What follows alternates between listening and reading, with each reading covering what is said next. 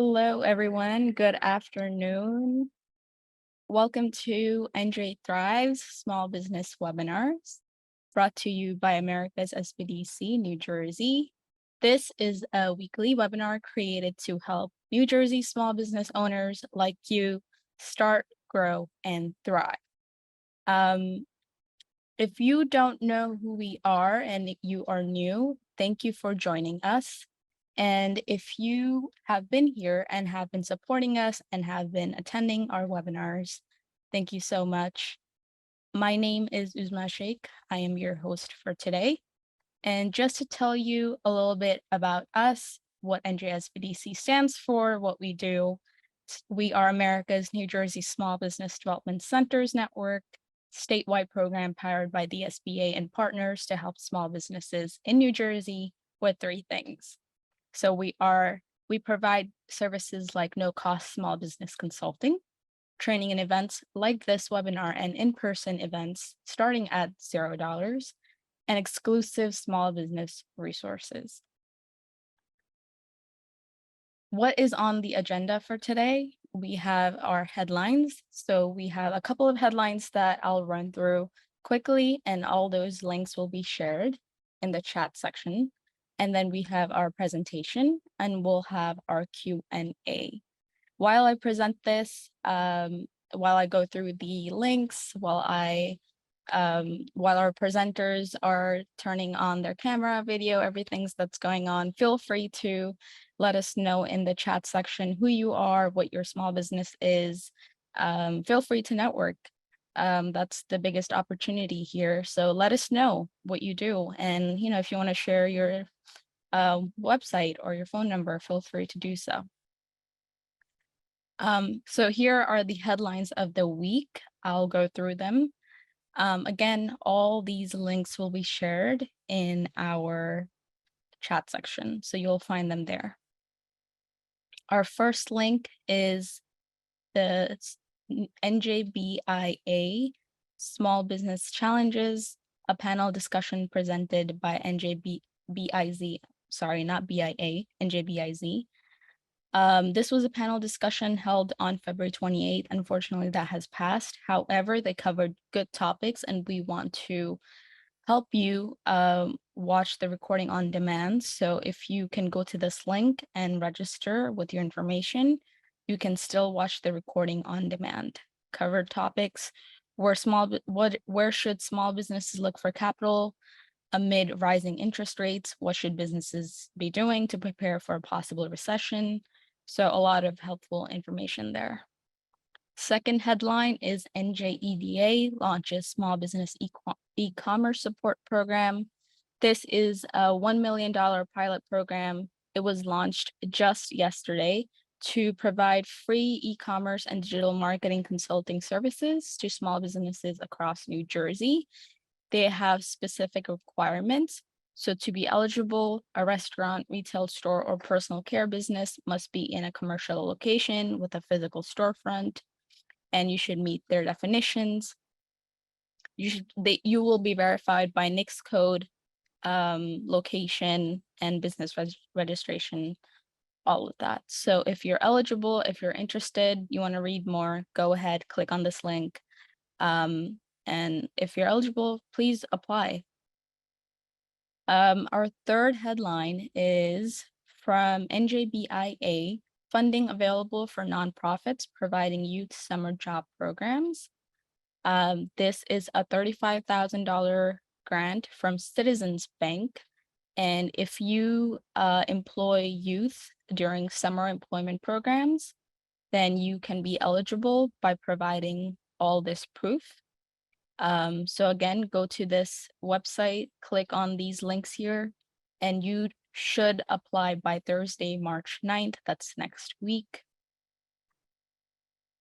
And our last headline is from NJBIA. The remote workers must be paid during short breaks. At least that's what U.S. Department of Labor says. And this is a fun little blog post that you want to read more if you employ remote workers. If you are a remote worker, then definitely give this a read. Pretty helpful. back to our presentation. So things to keep in mind during this entire webinar, there are two sections. There is a Q&A box and there is a chat box on the bar below that you see. If it's not permanently there, hover over and you'll see it. Q&A is strictly, as it says, for questions that we will answer during our Q&A session. If you type your questions in the chat section, then we might miss it. And if it's an important question, then we won't see it. It'll get lost in all the comments. And how can you access the webinar resources? So if you would like to access the slides from today, the presentation from today, you have to complete a 3-minute survey. The link will be in the chat, and you will have access to the presentation. This webinar that you're attending today is the 4th webinar, part of our NJSBDC exporting series. So today is March 2nd, and the webinar is Securing Payment and Financing for Small Business Exporters. We do have our amazing NJSBDC specialty consultant, Reina. Please tell us more. She's done an amazing job helping us put this together. So Reina, go ahead. Hi, welcome everyone. Welcome to those of you that have been joining us for each of the webinars. And I'm so happy that you're here. For those of you that are here for the first time, I need you to know that our first webinar was related to the basics of business exporting and exploring your readiness to export, doing a self-assessment. So if you want to access that webinar, of course, make sure you sign up and you request the links. In fact, if you go to NJThrives and the YouTube channel, you'll find the webinar recordings there as well. The second webinar was developing a winning business plan for small businesses, and those tools that we share there were also sent to attendees. We had this presentation from Palo Alto Software, Live Plan, sharing how to put together an export business plan. Last seminar we had was on licensing and compliance for small businesses with the assistance of Shipping Solutions, David Noah, and it was mind-boggling, right? How much you have to worry about in terms of, compliance. So that was very, very insightful, and I highly recommend that you go back and review that recording, because you always have things that you need to check and double check, right? So, and today we're very honored to have here our guest speaker that will be talking about, the financing side of things. I want to welcome Scott Conrad, VP of International Trade and Finance at M&T Bank. Conrad, it's all yours. Take it away. Thank you. Good afternoon, everyone. Let me just get my screen shared here. There we go. Get this set up.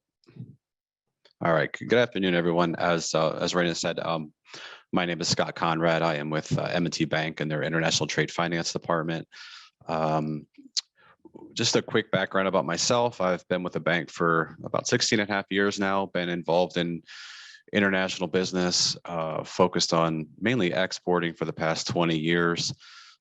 Used to work for the state of Pennsylvania's International Trade Office. So I have a lot of background in working with small business and understanding what the challenges that many small businesses have in selling overseas, because there are significant challenges at times. What I'm going to do today is provide you with a high-level overview of international payment methods. Some of these you may be familiar with because some you may use domestically, but there are a few others that you may not be familiar with that are really primarily focused on the international side.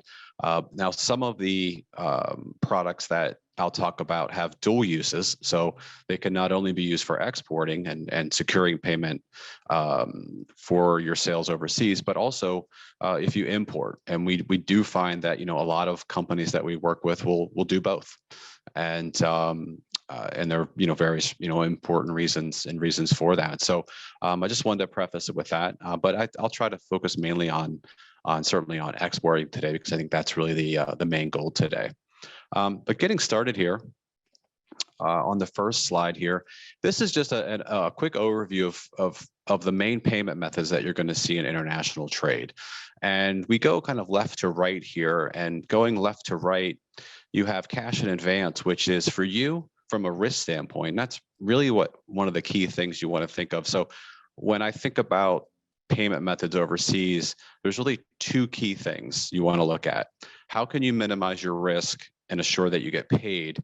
But at the same time, how can you grow your business? Because being flexible, being able to offer various types of payment methods to overseas companies can be the difference in landing that sale and not landing that sale. So being flexible and offering options is what we found is key in a lot of ways. But as I mentioned, cash in advance, that's the best thing for you. That helps you get paid with really no risk. You get paid and then you ship out the product. We have letters of credit. We get into the bank products. So these are products that banks offer, letters of credit and documentary collections. And I'll go into more detail about those. And then we have open account, which is simply you offer a 60-day term to the buyer, you ship out the product, and they make that payment. So it's significant risk for you there. Sorry about the phone in the background there. The significant risk for you on that, and can create problems from a cash flow perspective. So as you can see in the bottom here, we have most advantageous to the exporter, certainly cash in advance, and then most advantageous to the importer or buyer, and that's open account.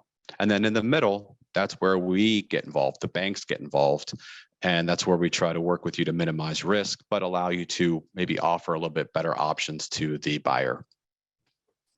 So just kind of getting in here, I won't spend a lot of time on cash in advance. I think probably most of you are very familiar with this, but you're going to get paid, certainly before you even ship the goods. And this is great if you have really tight, if you don't have maybe a line of credit with your bank, or if you get an opportunity that maybe exceeds what you might be able to borrow, so it makes it difficult to be able to fulfill this order. If you can work cash in advance, that's certainly a great way. Now, the drawback to this, and we'll see this on my next slide here. Whoops, sorry. One of the drawbacks, however, is that it might not help you grow your business overseas.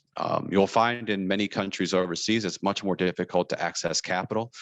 And even in some countries, like, for example, Egypt, and in many cases, India, the government and the banks there actually have restrictions on what monies can be wired out without documents or banks being involved. So these are always things to think about.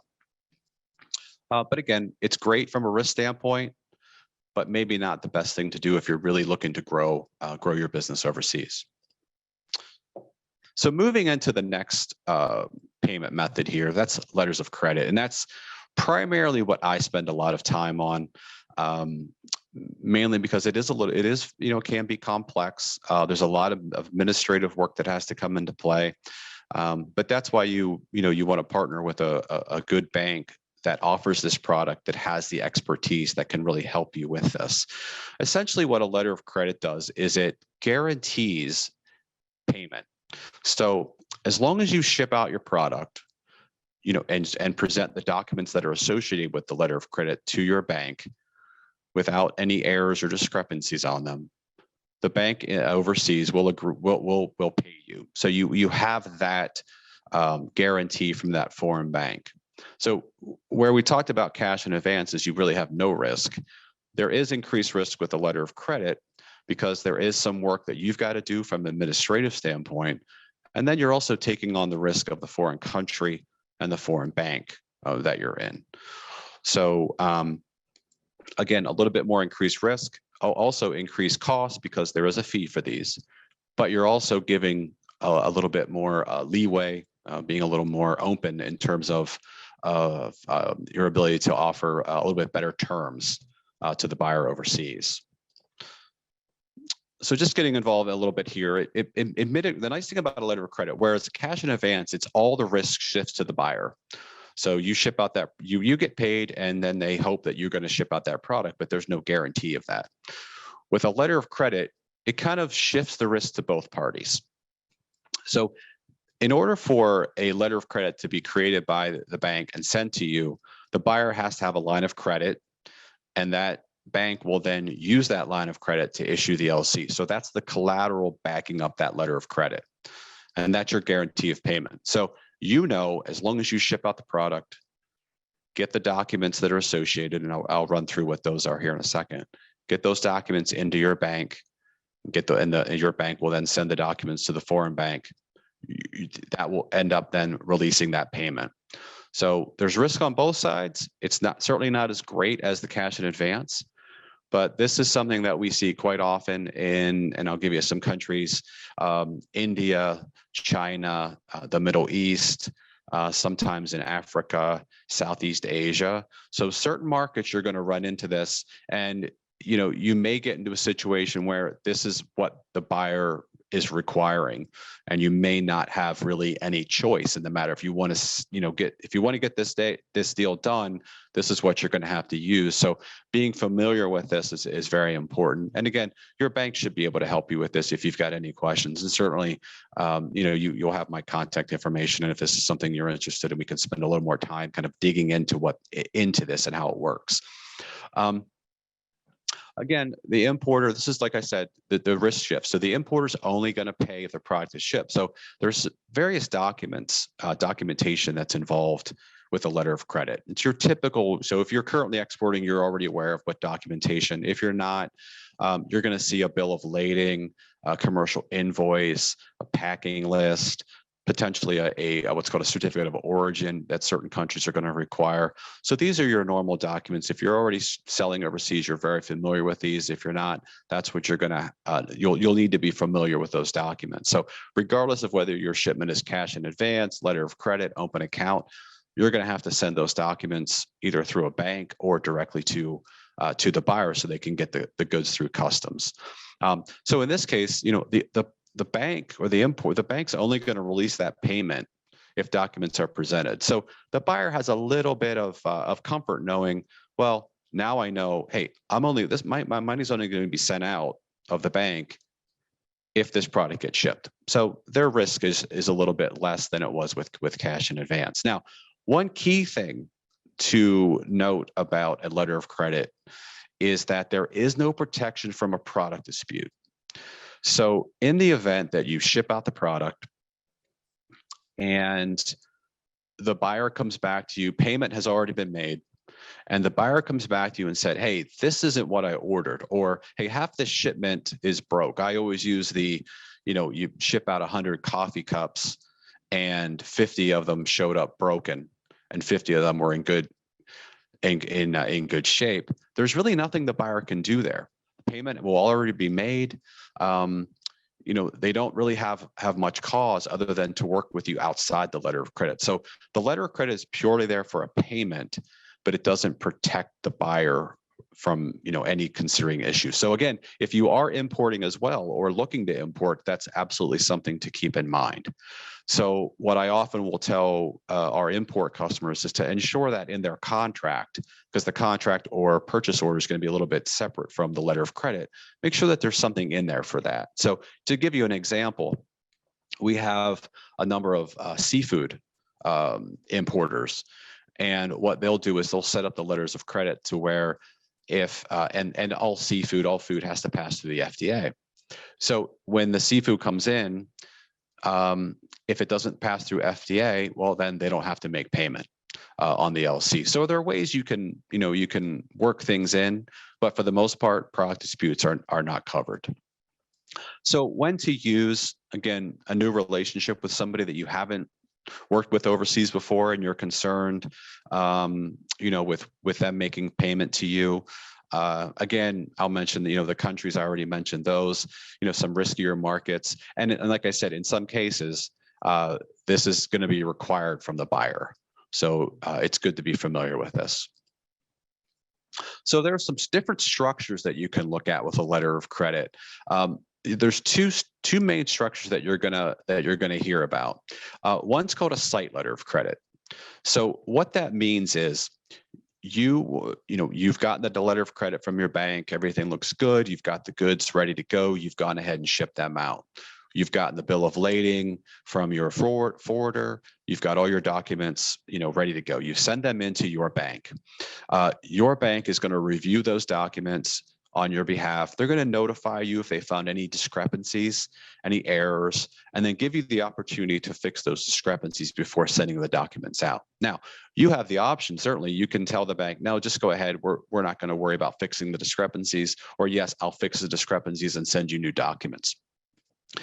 In the event that there are discrepancies, your bank is not going to notify the buyer's bank of these errors. But a discrepancy can be a major issue, and it can cause the foreign bank, the buyer's bank, to not make payment. So that's always something to keep in mind. And I always recommend, hey, if you can fix the discrepancy, fix it. Now, it might be hard if it's on the bill of lading, but you're going to be preparing the commercial invoice, the packing list, and any other documents that are associated with it. So, you should be able to, take a look at maybe fixing those, and your bank will work with you on that, and they'll let you know exactly what you need to do there to get those fixed. But so the bank will then, your bank will then send the documents to the foreign bank. They will then review them. If everything's in order, they make payment. Now that's called site. So site just refers to when the banks view the documents. Typically, that can be, maybe 10 to 12 days from the time that you've submitted your documents into your bank. We're seeing a lot more delays now than ever with courier services, so FedEx, UPS, DHL, where overnight now seems to be 2, 3, 4 days, and sometimes longer. Sometimes things get caught up.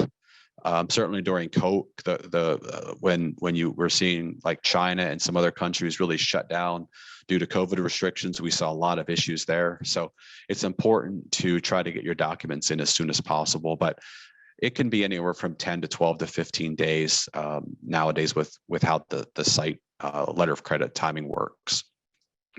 But one thing to keep in mind is that your goods will be shipped and you will not have gotten paid.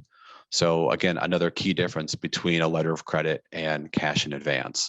But as long as everything is in order, the foreign bank has to make payment. A time letter of credit really just adds time to when the payment occurs. So you can add in, and I think I've got here 180 days. So a letter of credit with a draft is payable at a fixed or determinable future date, normally within 180 days. It just means that once the banks have reviewed the documents, so they've gone through that site process, they're going to then look back to the bill of lading and take a look at what that date says. So when were these goods shipped? So if you can set your letter of credit, let's say, for example, it's net 60 and the goods shipped on March 1st. That means that payment will now occur around April 30th. So it just extends from when you're going to get paid. So maybe instead of getting paid the middle of March, now you're going to get paid around April 30th with that example. Now, that's a nice tool to use from a sales perspective because it allows that buyer to hold on to his money longer. So, but what you have to keep in mind is you're out money also.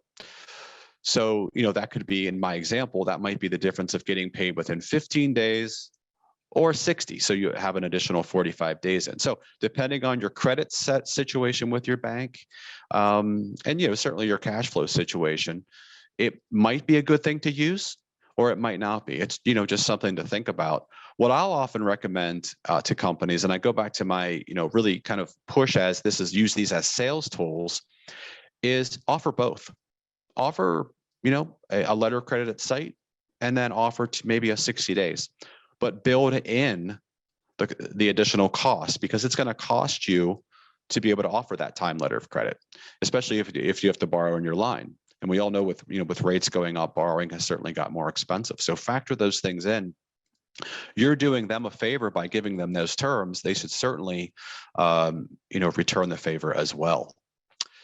Now, shifting now to, so that's how these are paid.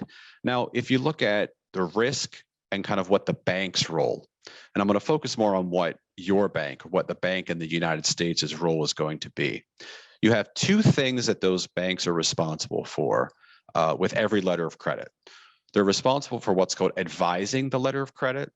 So that's when we receive it. So most import or export, the bank will call them commercial letters of credit. Most commercial letters of credit are received via the SWIFT messaging system. That's an electronic system that banks use worldwide. We send wires back and forth and messages as well, and a letter of credit falls into the messages. So let's just take an example of a letter of credit that's coming from a buyer in Spain. They have their bank, let's say it's Banco Santander. They issue the letter of credit to M&T Bank. They're going to send that letter of credit electronically via SWIFT. M&T is going to receive that letter of credit and go through what we refer to as the advising process. The advising process consists of the bank reviewing the letter of credit, making sure that there's nothing in there that doesn't make sense, and then checking compliance. So we'll go through a fairly robust compliance process. As Raina mentioned on the last webinar was about compliance.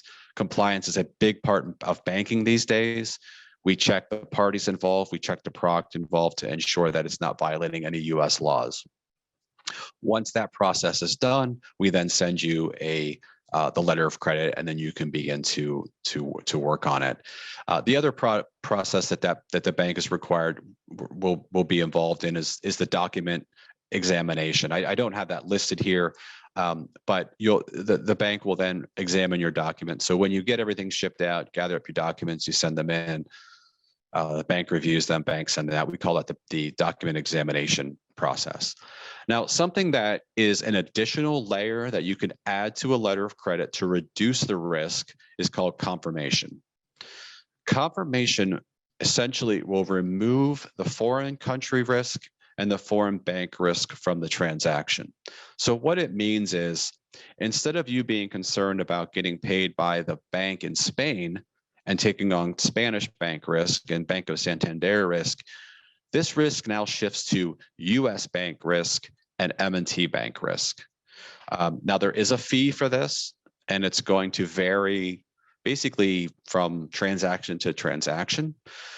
But if you're concerned about the country and the bank that are involved, or if you have questions, I would suggest reach out to your bank. They can give you some details on the bank overseas. Let you know what their ratings are, let you know what they've seen, and kind of advise you whether or not this is something to look at. We'll confirm letters of credit in the Middle East, Africa, Southeast Asia, and India at times. But then, at the same time, we have customers that do a lot of letters of credit, and they won't have anything confirmed. So it's really a choice to make, and we can help guide you on that. But I also have customers who every letter of credit they do is confirmed. So it really just depends. But again, rely on your bank for some guidance there, on to get an idea of the risk that you might be running into in the country, and also with that foreign bank. So with letters of credit, again, we have two types here, and really it depends on what role you're in. So if you're the exporter, it's going to be called an export letter of credit, and I kind of reiterate kind of what we've already discussed with that. If it's an import letter of credit, I'll just touch on this very, very briefly, just in case it ever comes up. With an export letter of credit, there's no credit requirement from your bank. So, really all you need to do is ensure that your bank can do this type of transaction.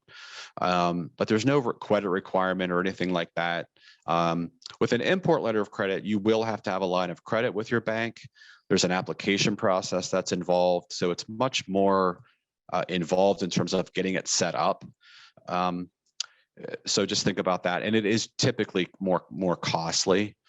I would say, if we looked at $100,000 letter of credit, If you're the importer, you're probably going to pay somewhere in the area of maybe $500 to $600. If it's an export letter of credit, you're probably going to pay in the area of maybe $300, somewhere in that range. Now, costs vary; it depends, but that's sort of what one of the difference is. But just keep that in mind. Now, shifting gears a little bit, whereas the commercial, the export import type letter of credit, that is meant for one thing. That is meant to make the payment. So that is the vehicle of how you get paid, or if you're an importer, how you make payment. A standby letter of credit is a little bit different. And you will see this if you're exporting overseas, especially if you're selling a machinery or something in where you're maybe asking for a down payment, or the buyer is asking you to provide them with a warranty. So these are very common overseas. You'll see the uses that I have listed. They're used if you're bidding on a project. So if you ever get involved in a government contract overseas, you may be asked to provide a standby letter of credit if you're for bidding. Mention advance payment. So, if you have let's say you have $100,000 project overseas and you want 20%, 25% down, the buyer may come back to you and say, I can provide you with that. However, I want a standby letter of credit that's going to guarantee me that 25% back if something happens where you can't perform or the contract goes south. Performance as well. Again, a warranty, and also assuring payments. So we'll sometimes see a standby letter of credit used for payments similar to a letter of credit, but it's just there to guarantee. The payment's going to come directly to you. There's not going to be any bank involved in the payment, but it would be used in the event that the buyer didn't pay you. So then you would go to your bank and provide an invoice or whatever the standby letter of credit is saying that you need to provide. So again, something very common. This would be a situation where you would be the issuer of the letter of credit. So you would need to have the line of credit. You would be, need to work with your bank to get the application filled out, and so on. These are a little more costly. Usually the percentage rate is based on a 12-month, 12-month per annum. It can be anywhere from maybe a 2 to 4% kind of range. So, $100,000 letter of credit, if it's out there for a year at 2%, it's what, $2,000. So always keep that in mind. So if you're working on a contract with a foreign company and, this comes up in discussion, talk to your bank, get an idea of what those fees are going to be, because, with the commercial letter of credit as well, get a handle on what the fees are going to be up front so that you can work those into the price. But what we don't want to see is, you get involved in a transaction and, you don't account for those fees in advance, and then, it eats into your profit margin. So it's important to work those fees in, get up to speed as much as you can in advance. And certainly, your bank should be able to provide that information to you with no problem. So just going through here, some of the advantages and disadvantages. And again, I go back to my, I mean to continue to mention this, but using these as sales tools and understanding how they affect you positively and negatively, and also vice versa, how they affect the importer positively and negatively. So you can see there's certainly different pros and cons versus what cash in advance was for both. Again, I think the biggest issue for an exporter with these is getting started, the learning curve, and the administrative costs, understanding what you have to do to ensure you get paid. And again, I say rely on your bank for this. Your bank should, assuming you have a bank that is involved in these, they have people like me that are there to work with you, to educate you on this product, to ensure that you understand how it works and try to keep it as painless as possible. The first few are always tough, but after that, we see most people figure these out and really have no problem.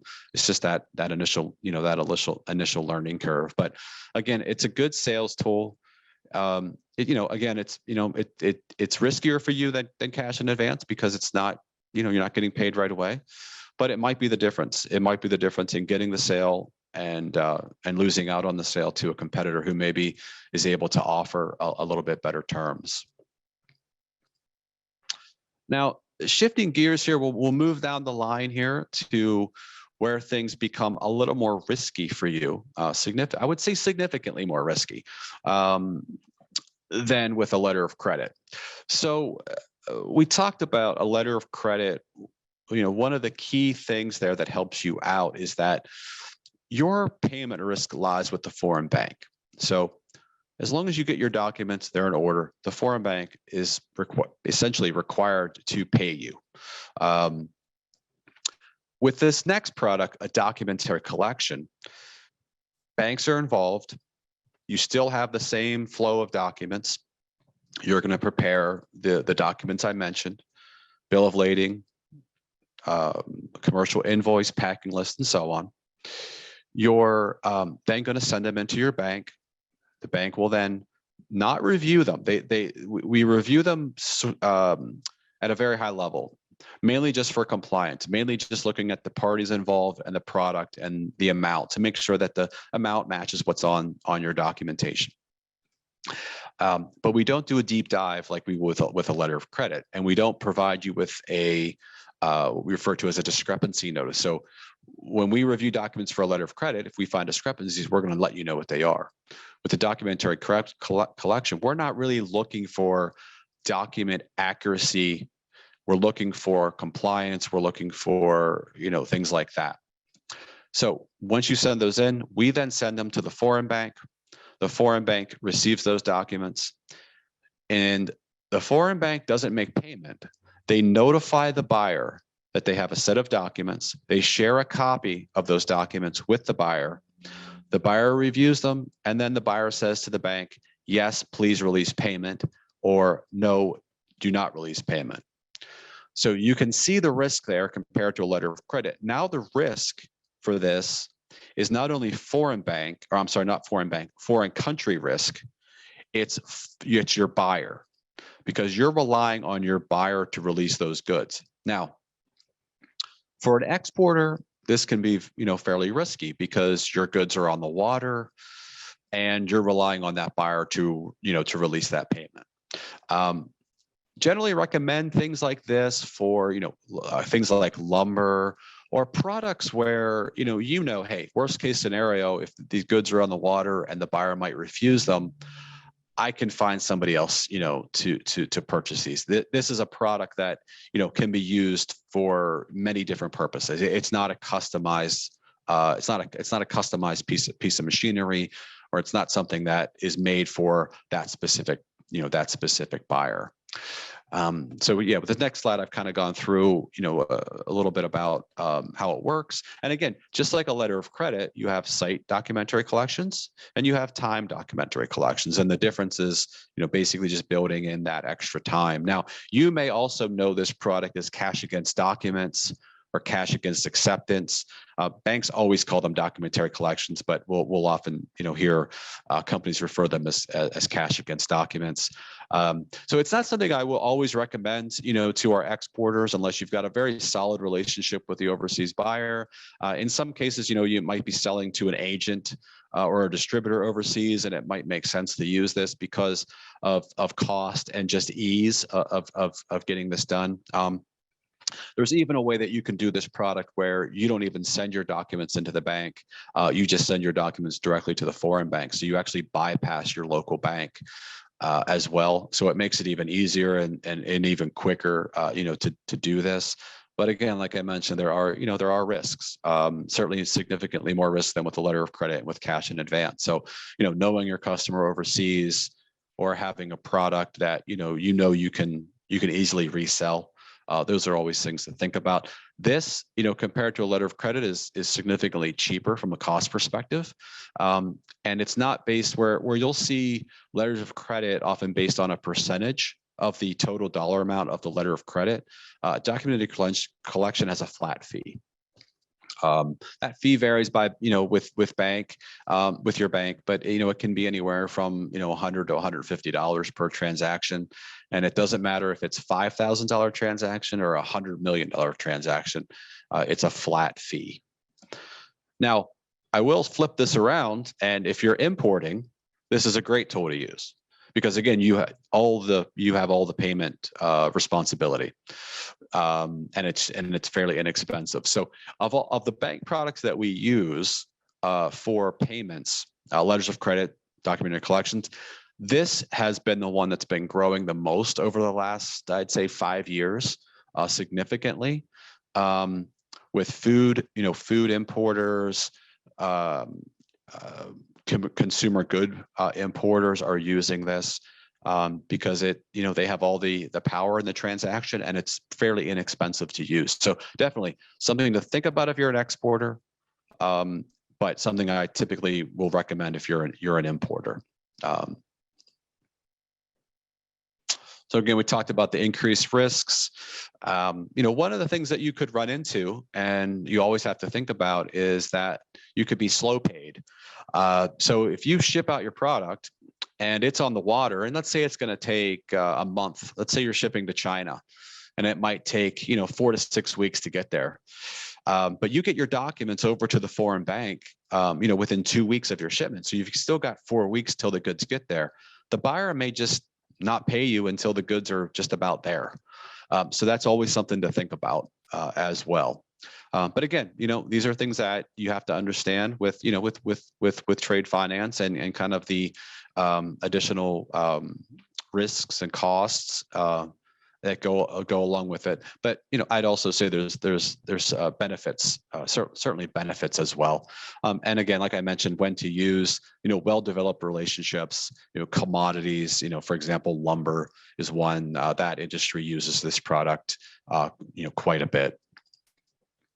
Back to our pros and cons, advantages and disadvantages. You can see this certainly differs than what we saw with a letter of credit. For an exporter, for most of you, it's cheap, it's inexpensive compared to a letter of credit. There are rules, there are rules that do govern this, but they're mainly centered around the fact that the foreign bank is not going to release those original documents to the buyer until they've made payment. So that's really your, the thing that reduces some risk. Is that those banks are not supposed to release the actual original documents to the buyer until they've made payment, which means they can't get the goods at the they can't go to customs and get the goods. But you still have that issue where the importer could refuse that shipment, and there's really nothing you can do about it. Now you may have some things in your contract. I don't really get into the contract stuff, but there may be some things in the contract that you can work with an attorney or something on. But just from a pure payment side, there's really not a whole lot you can do there. So again, you want to know your customer on this, and also take into account the product that you're shipping as well. And then open account. I won't spend much time on this. I think we're all fairly familiar with open account. That's where you're going to pick a time period, a 30, 60, 90 day situation, and you're going to ship out the product, and then the buyer is going to make payment to you by a simple wire transfer. As with the open account, it's certainly the least expensive way to do business overseas, as compared to a letter of credit or documentary collection, but it's significantly, the most risky.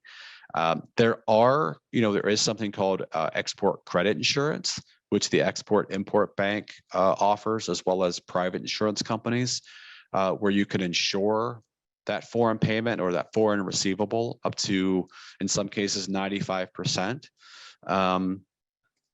But again, we go back to what I talked about originally with a letter of credit. It doesn't protect you from a product dispute. So if the reason that buyer is not paying you is because he's not happy with the product, the insurance is going to be worthless. That insurance really can be beneficial, if there's a bankruptcy, or if there's, a collapse within the country from a currency situation like that. But a product dispute is not going to be covered. So quickly here, Advantages, disadvantages. For the buyer, it's the best way to go, just like for you, cash and advances. Now there are some advantages for you as well. Again, the buyer may buy more from you. It's going to cement that relationship with that foreign buyer. Gives you a big competitive advantage over somebody who's only offering cash in advance. No or very few banking fees. You have a wire fee. However, 100% payment risk and could really impact you on your working capital. So again, things to think about. Now shifting gears here once again, we're going to kind of deviate from payment and how you get paid to some opportunities for how you can get working capital. Get that line of credit to be able to help finance your exports. You'll see, many companies, run into a situation where, they're having to finance their exports from their domestic working capital line, and they run into shortfalls and things like that. So you have programs like the SBA and the Export Import Bank that provide to banks like M&T and other banks around the country guarantees, working capital guarantees up to 90% that then allow us to be able to lend in maybe situations where we maybe wouldn't have been able to, or we wouldn't have been able to lend as much. So these are there to help you bridge that gap, to help you finance those exports. So if you do get a larger deal, a larger contract relative to your overall sales, you can access these programs to have a specific line of credit set up just for that specific deal, just for that specific contract, or a multiple. These can be set up to where they are for one specific project, or you can have them as a revolving line of credit on an annual basis.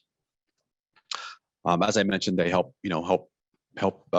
fix cash flow, any kind of collateral issues. And one thing to think about here too is these are not only eligible for a company who is exporting, from New Jersey directly to India, but it could be also used in a situation where maybe you're selling a product to a company who is then re-exporting that good. It's a little more complicated, but it's, I just wanted to mention that because I know there's some companies out there that work on a contract basis, contract manufacturers and things like that. And, they're producing goods for another company who is then, taking that product, maybe adding something to it and sending it overseas. So I always like to mention that as well. Again, it's a little more complicated, but it's there. So just to give you an idea of what this can be used for, it can be used for buying your raw materials, financing your finished goods, financing work in progress, and also then on the other side. So that's sort of the getting the goods ready. So if you've got to go out and buy a bunch of steel or aluminum, let's say for something, that's what, you can use this line of credit to do that. It also works on the other side. So we talked about that open account situation. So let's say you've got a sale and it's maybe a $200,000 sale to India, and you're giving them 60 days to pay. Well, that's 60 days that you're not getting, those funds, and you had already spent money to get the goods built up and ship them out. You can use this working capital line of credit to and borrow against those foreign receivables, until you get paid. And then the other thing that these can be used for is standby letters of credit. So I talked about standby letters of credit earlier. You can use this line of credit to issue standby letters of credit. So that is something actually probably I've seen over the last 10 years of this program, probably more often than not with the companies that I've dealt with, using it for advance payments, using it for performance. Now, you can't use it for a warranty situation, but certainly for bidding as well. So we've seen that significantly. And one of the nice things about it is, now typically, and I don't want to get too into the weeds on this, but typically with a letter of credit, with a standby letter of credit, let's say you needed a $100,000 standby letter of credit. Well, you need $100,000 of collateral, whether that's cash or a combination of of your inventory and perhaps your property. With this program, it's only 25%. So to issue a $100,000 standby letter of credit with the EXIM program, you only need $25,000 worth of collateral. Now, the loan disbursements can be used for most things involved in the export process. However, there's a little bit of differences between what SBA allow and what EXIM Bank allows. So anything military related is excluded by EXIM Bank. SBA, however, allows for it. Content limitations. So if, for example, 75% of what you're exporting is from a foreign country, it's going to be excluded. And EXIM doesn't allow you. And you can't also drop ship. So we do have situations where we'll have companies that might have multiple operations overseas. Even small companies, we've seen this, and they'll often maybe have something shipped out of Southeast Asia, maybe, for example, to maybe Australia, instead of having that product shipped from New Jersey to Australia, because it's just cheaper logistically. Because the good didn't originate export from the United States, it's not eligible. So the goods have to be exported from the U.S. Content with EXIM Bank is 50%, has to be 50%. SBA, I believe, does not have that same restriction. So they're both programs that are doing similar things, but they're a little bit different. And so these are things you always have to think about. With EXIM Bank, it's probably a program that might be for maybe a situation where you need a line of credit, maybe at least over $1 million. I would say that's probably the cutoff there. Now, some banks might go lower than that. Some banks might say no, it's got to be higher. So that's something you'll want to discuss with your bank. SBA, it's a similar program. Again, they have a limit of a loan that you can get of up to $5 million, where EXIM, really, you could go 20 million, 25 million. They don't really have that limit. But you might see situations where your bank might be willing to go a little bit lower with SBA. But again, talk to your bank, explain to them what you need the line for, what you're looking at, what your product is, because your product might essentially tell you where you're going to be going, which program that you're going to be using. One other program that I'll highlight real quick within the SBA before I talk about this next slide is there's also an additional product, and I didn't cover it here, but it's called the SBA Export Express program. It's a great program, especially for small businesses. It is a little bit smaller deal than the SBA and EXIM. It goes up to $500,000. That's the max. It gives a bank a little bit different guarantee. So SBA and SBA Working Capital, EXIM Bank Working Capital, they provide the bank with a 90% guarantee. And I have a slide here that I'll show you a little bit here shortly how that works. They provide the bank with a 90% guarantee of anything that we lend to you. So basically, the bank is taking a 10% risk. And that's why it's attractive to banks, because instead of 100% risk, we're taking on 10% risk. With the SBA Express program, it works a little bit differently. You get the bank will get a 90% guarantee for the first $350,000. From $350 to $500, that guarantee shifts down to 75%. However, this program can be used for anything. The SBA Working Capital and EXIM Bank program are generally used for purchasing inventory and financing your receivables. These products are also on what's called a borrowing base, and I'm going to go through that here shortly on another slide. Basically, a percentage of what you can use, of what you can lend against. So it's a little more complex in terms of what the bank is working with you on. The SBA Express program, there is no borrowing base. You can use these funds for if you're going, let's say you're going to a trade show and it's a very expensive trade show, maybe it's going to cost you $50,000 to get your booth, travel, and everything. You can use SBA Express for that. You can use it for the issuance of standby letters of credit.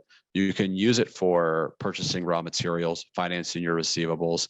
You can even use it for buying if you have to get your website translated, or if you have to get your marketing materials translated. If you're going, again, going to a foreign country, maybe you're taking a sales trip to China, you can use it to, so there's it's various uses. It's a great program, especially for smaller businesses who don't want to really get into borrowing bases and all that goes along with that with your bank.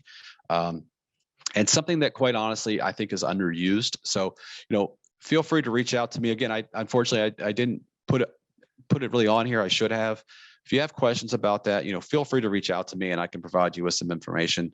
And, I think most banks will do this, even the smaller local banks. So whereas XM Bank and SBA Working Capital, that's really, a larger bank, a bank that has an international operation to it, is involved in.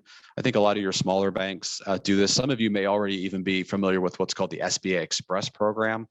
Works kind of similar, except this is the export component.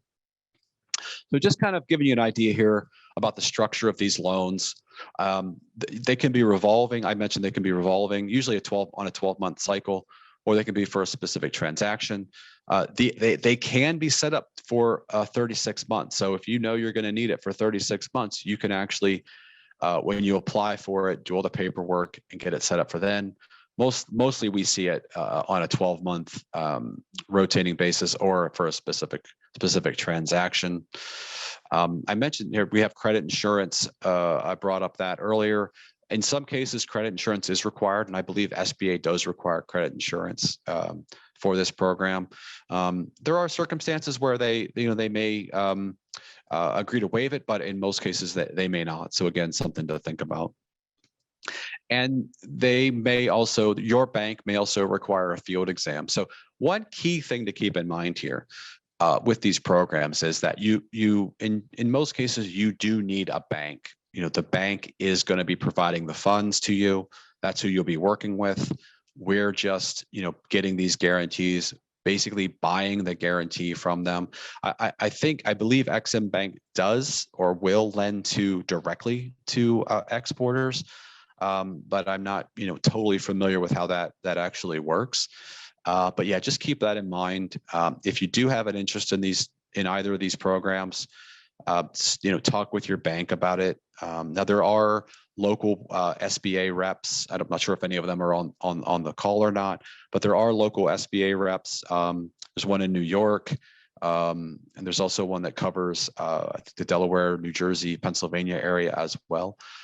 Feel free to reach out to them. They're usually within the U.S. Department of Commerce's offices. So if you Google the Department of Commerce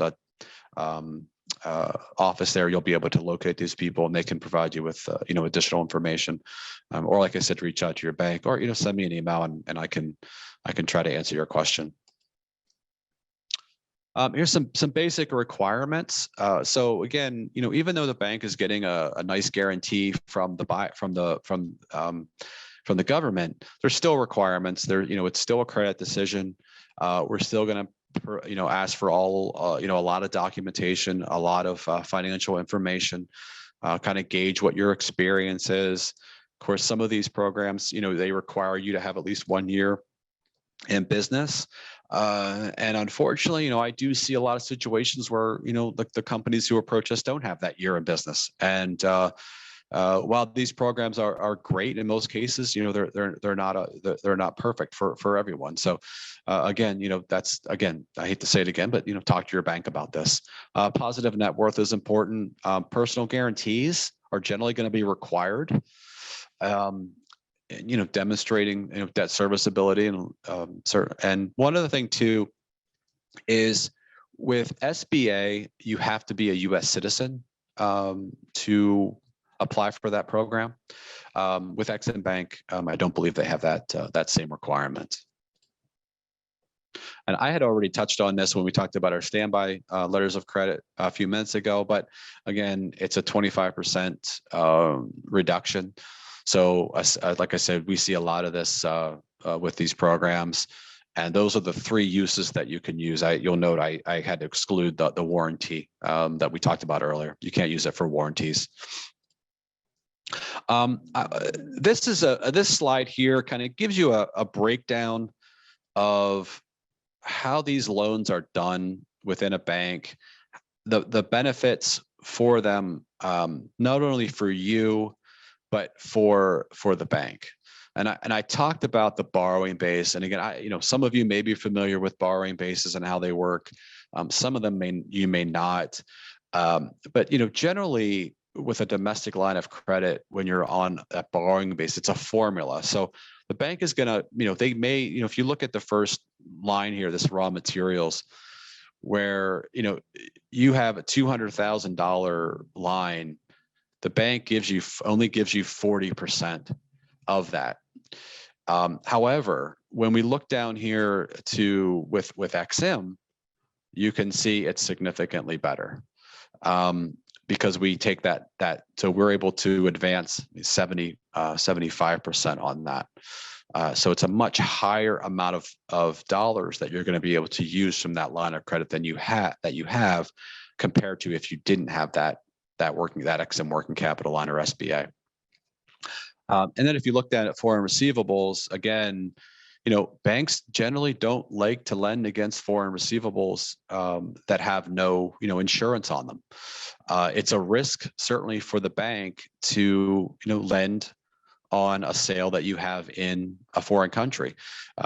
Because like we talked earlier about open account, there's no guarantee that you're going to get payment. Now, if you have an XM or SBA working capital line backing you up, then the bank steps in and says, yes, we'll lend against that foreign receivable and we'll give you up to 90%. So you can see the benefit there. It's a significant benefit. Now, credit insurance, I should add, credit insurance will also do that as well. So again, things to think about, credit insurance versus this program, versus a working capital program, which fits you better. And, that's something we could talk with you about. And if credit insurance is something that you're interested in, talk with your bank. They can probably refer you to the various, there's a lot of credit insurance brokers in the area that will be happy to help you. And you can also contact XM Bank directly and work with credit insurance. That way you can contact an XM specialist. There are also local XM specialists in the region. There's one up in New York City that should be able to assist you with that as well. But again, a lot of this stuff is really kind of on just a high level overview.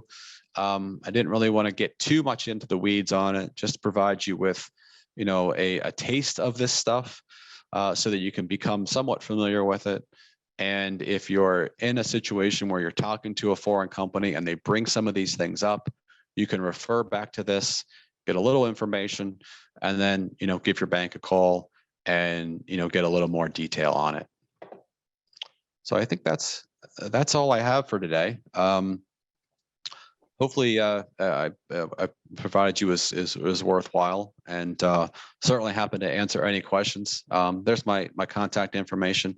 If you did want additional details, you can reach out to the SBDC, and they can contact me, or if you want to send me an email directly, that's fine as well. So at this point, we can open up for questions. Yep. I think we don't have a lot of questions. We do have 5. Okay. I think what that tells me is that we covered a lot of information and Hopefully. It was comprehensive. Your contact information was in high demand, but you've shared that. Okay. So I hope everyone has taken note of it, of both the phone number and the email. So I'll leave that up there until it's time to share my screen. But at the moment, we can leave that up there. Sure. Just to remind everyone before, our participants leave, this presentation, this recording will be available on our website. So that link will be shared in the chat. And if you would like Scott's presentation that he just shared, then please complete our 3-minute survey. It won't even really take 3 minutes. Just complete that, and at the end, you'll receive the link to this presentation. You can download it, view it, however many times you'd like. So the questions, let's get to them. We have a question from, and I'll go from the time that we received them. Okay. From Manuel Estrada Medina, there's a question: can a LC be canceled after shipment of the products? Sure. And I see he's got a few here. I can try Yeah. to go through these all at once for him. So the answer is sort of yes and no. So with a letter of credit, it's called, there's a term that we use called irrevocable. So what that means is that the letter of credit cannot be canceled or changed unless both parties agree to it. So what most commercial or export letters of credit have is they have an expiry date. So that expiry date is typically connected to another date called a latest ship date. And the latest ship date means that you've got to get the goods shipped out by that date. And then you've got 21 days. Typically, we have 21 days is the difference between the latest ship date and the expiry date. So once the letter of credit, once you ship out the product, get your documents overseas, the letter of credit will just automatically, go away. Now, you can amend it to extend the time period. There's a lot of flexible ways to change the letter of credit if there's some items within it that need to be changed. Now, and it can be canceled. However, both parties have to agree to cancel it. Now, as the exporter, it's not really that huge of an issue whether it's canceled or not, because you can determine whether or not you're going to ship out the product. So, we will see at times where we get a letter of credit in and we send it out to our customer, and the customer comes back to us and says, this is not what I agreed to. These dates are wrong. The amount's not correct. And then we'll try to either, amend it. And if the buyer doesn't want to fix it, then they just let it go. One of the things that we generally will always recommend to any of our customers who are using these is to ask for a draft of the letter of credit from the buyer. The buyer should be able to get a draft of exactly what the letter of credit is going to look like before it's issued. And we can go through that with you to try to alleviate any of these issues. Because if you do have to make a change, if you do have to make amend the LC, there is a fee for that. There could be up to $150 fee, for any change, and it just delays things. So asking for a percentage. So there's really the percentage on a letter of credit. So just to give you kind of a generic on the commercial export letter of credit, a generic run through of what you might see there from a fee standpoint. That advising fee, it's not a percentage of the dollar amount. It's a flat fee, typically about $150 to $175. Again, it's going to vary by bank, and it's also going to be vary by the relationship you have with the bank. So we may have, there may be companies within M&T that do a lot of these, and we've negotiated a lower rate. But then there may be some that just do maybe one a year, and they're going to most likely pay that full fee. And it's going to be, like I said, somewhere between the 150 to 175 rate. The document examination fee, now that is a percentage rate. That's typically about 1/8% of the dollar amount of the LC. Now, if the amount of the letter of credit is lower, let's say it's a $50,000 letter of credit, the bank has what's called minimums. So it's our minimum is $200 or 1/8%, whichever is greater. So those are the two key fees that you're going to see. I mentioned the amendment fee. I would say somewhere in the $150 range. I can't really comment on confirmation because that's going to really differ between bank. Foreign bank and foreign country, but those are the key fees that you'll need to be aware of. But again, if you're getting started on this, check with your bank to see if they offer this service. If they don't offer this service, ask them if they can recommend somebody that that does. Otherwise, feel free to reach out to me. You guys have the luxury of being in New Jersey, where you've got quite a few large banks that do international trade, and a lot of them probably have branches right near you live, right near where you live. So with that, you're in a good location. As far as embargoes, that's a little bit more tricky. There are some countries where we can't do business at all. Where if you got into a situation where you've got an order from a specific country, you're just the U.S. government just doesn't allow us to do business. There are other situations, like for example with Russia right now, where you can export to Russia. However, there are certain banks and certain people that you can't export to. So those are things that you've got to be aware of. And again, check with your bank before doing, anything in those countries. And there should be lists if you go to the U.S. Treasury Office of Foreign Asset Controls. They have a pretty good up-to-date list on, the embargoes, what's prohibited, what isn't prohibited, because, you could even have a situation where you're selling something to France and the person that you're selling it to could, be on some kind of U.S. government prohibited list.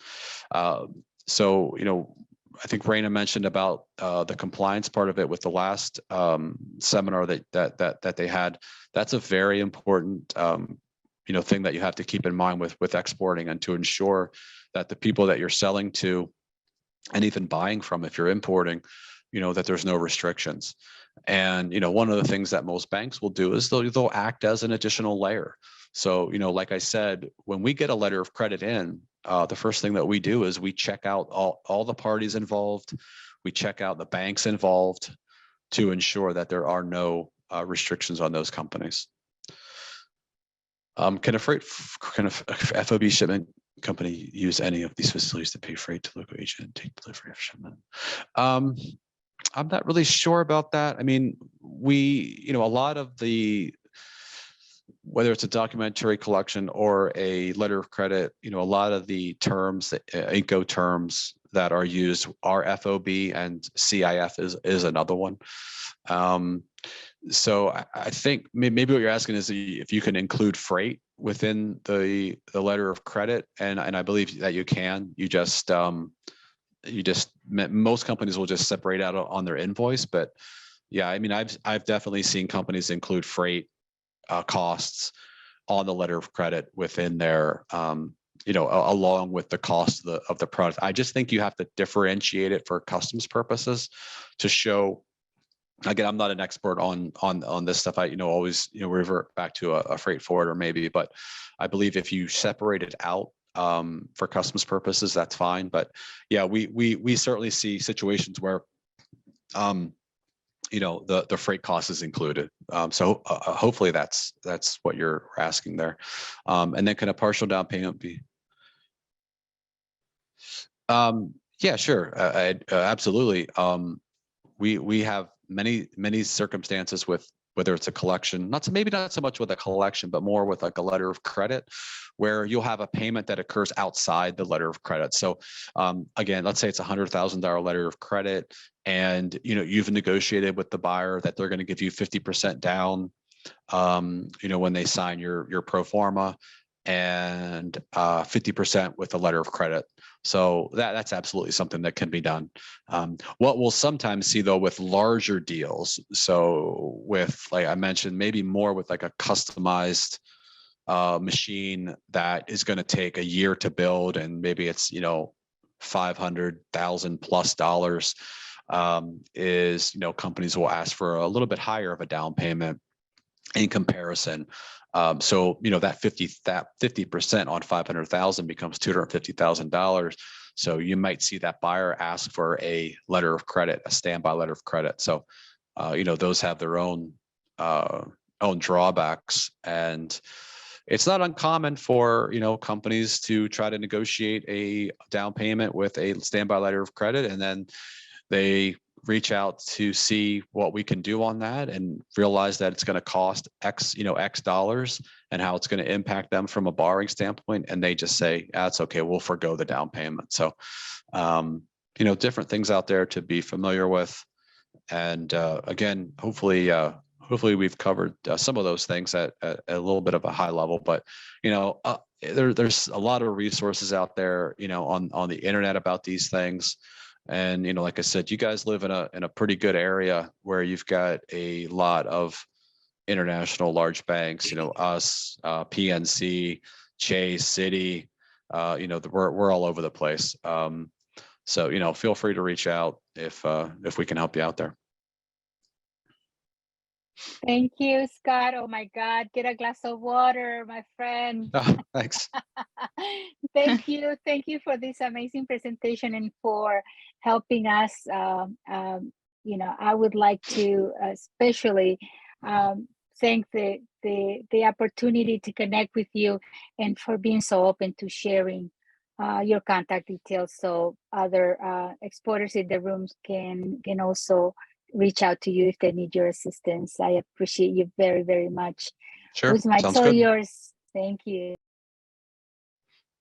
Yeah, I also just want to jump in to that. Thank you. Seriously, want to thank you both, Scott and Reina, for having doing this for us. We truly appreciate it. Anytime that we have new presentations, new topics, we're excited to have them be showcased to our audience because knowledge is power, and we always want to have our attendees gain more knowledge for their small businesses, because that's what we're here for, right? Helping small businesses start, grow, and thrive, as our motto says. Exactly. So again, thank you so much, and thank you M&T Bank for doing this too. So our upcoming webinar is on next Thursday on March 9th. And it will be with our NJSBDC specialty consultant, Sierra, and she'll be presenting on accounting for small businesses, navigating the financials. If you'd like to register, please take out your phone. You can scan this QR code and register there directly. The process is always the same. Just want to quickly go back. And part of our NJSBDC exporting series, just like this webinar, will be held on March 16th. That will be on the topic of small business marketing strategies to go global. Just always keep an eye on our Eventbrite page, and we'll continue to update them so you can register for these events. But as for next week, it will be with Sierra for accounting for small businesses, navigating the financials. Once again, we're NJSBDC. We've helped 15,000 plus small businesses grow. If you'd like to be one of them, please go point your camera there and tap the link, or go to njsbdc.com, get started there. Again, we're no cost small business consulting, training and events starting at $0, and exclusive small business resources. This has been a great time. Thank you all for joining us. Please join us again next week, and we look forward to having you. Bye. Bye-bye.